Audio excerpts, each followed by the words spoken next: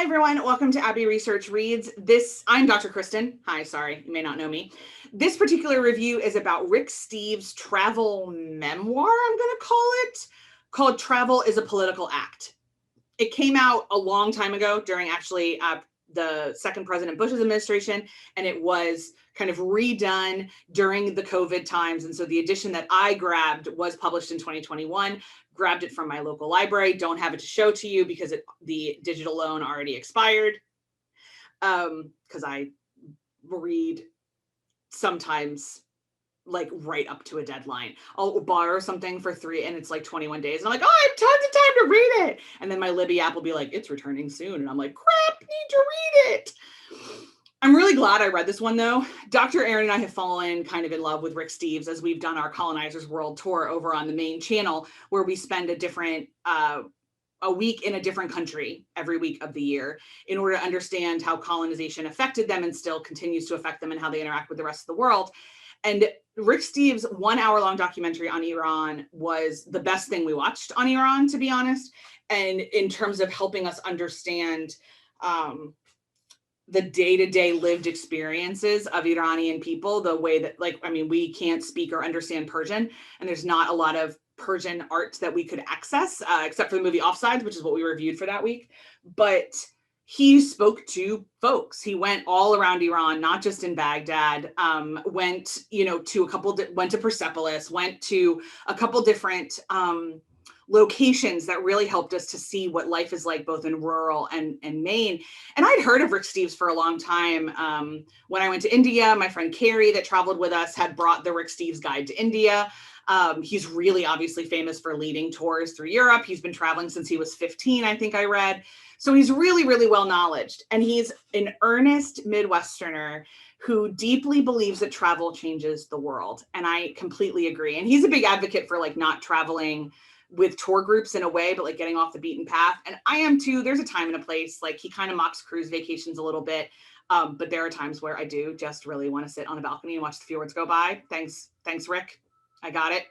But he's totally right in that the best experiences that I've had as a traveler have been when I pulled up TripAdvisor for the locals, for the local village and found a restaurant, or when I perused Yelp reviews, or when I asked somebody at my hotel, where's the best place to eat around here?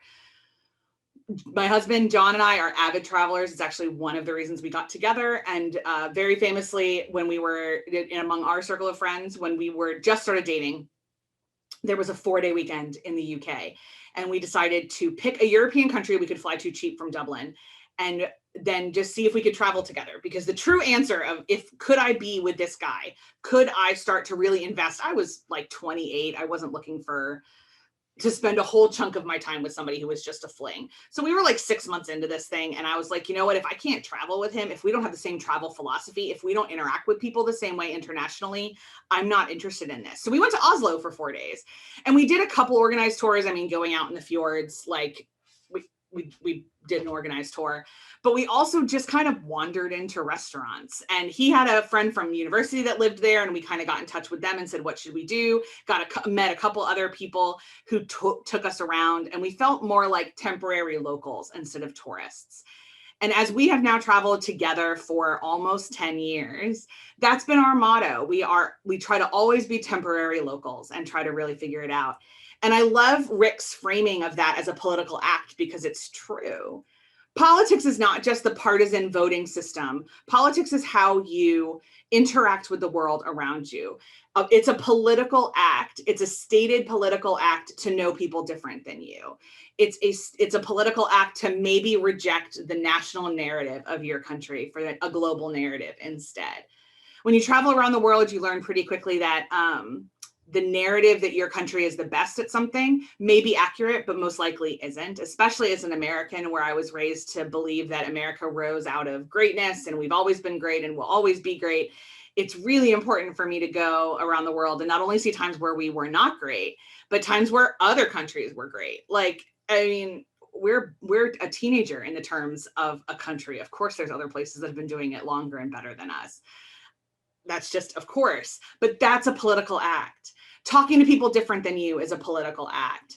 So whenever people say to me like, oh, you got to keep politics out of this, I'm like, no. Really what you mean is you want me to keep like my partisan opinions about the legislature of my country out of this. Okay, I won't talk to you about what bills I think should pass. But if you want me to keep my political, like everything is political. So if you want me to completely remove politics, I can't, because that's disserving what politics is. Politics is how you interact with the nation states around you and your belief about those nation states. And so when you travel to different nation states and you see the world through different sets of lenses, of course, it's a political act. It may be a protest act as well. It may be an act of liberation. It may be an act of heritage. It may be an act of legacy, but it's also always a political act. Pretty much the minute you leave your hometown, it's a political act, and what that kind of looks like. It's a travel log for sure, this book. It was an easy read. There were some stories that I had heard him tell on other things before that were really lovely, and some I hadn't. He's is a very good storyteller. I mean, obviously, like being a travel guide is being a storyteller, so he's good at that. There were some of his opinions where I was like, okay, Rick, pump the brakes, white guy. But on the whole, it's one I'd recommend. And it's certainly an idea I would encourage you to explore in your own self. What about your life is a political act that you don't ever think of as a political act? And the next time you're traveling somewhere, even if it's with a super, super organized tour, let me recommend finding a local restaurant. Ask a local where you should eat. If you are so I'm going to South Lake Tahoe in a couple of weeks as I film this to give my very first TEDx talk. And one of the first things I'm going to ask the concierge when I get there is, if I am never in Tahoe again, where do I need to eat?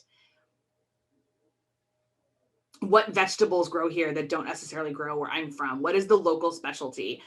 In Philadelphia, by the way, like, sure, I'll tell you, we'll all get in fights over where to eat cheesesteaks, but there's some other stuff. Like, if you come to downtown Philly, if you're looking for like fine dining, I need you to head to Laurel. You won't eat anything else like it anywhere else. If you're looking for like Philly, like there's some diners on my list. And if you, sausage and pepper sandwiches to me are just as Philadelphia as a cheesesteak. But if you go to Waco, Texas, I need you to eat at Lula Jane's. Stuff like that, where there's places that embody what the culture might be. And I always think we find that significantly more often through food and conversations, because people talk more freely when they're already doing something else with their hands. I'm getting on tangents. So I'll wrap it up here now. If you've liked this review, then make sure to like the video. It really does help, and subscribe to the channel. If you're interested in our wider conversations like the Colonized World Tour or what it means to be political or much more esoteric conversations, head over to our main channel, Abbey Research, where we do all of that and more. I'm Dr. Kristen, and I'll see you next time on Abbey Research Reads.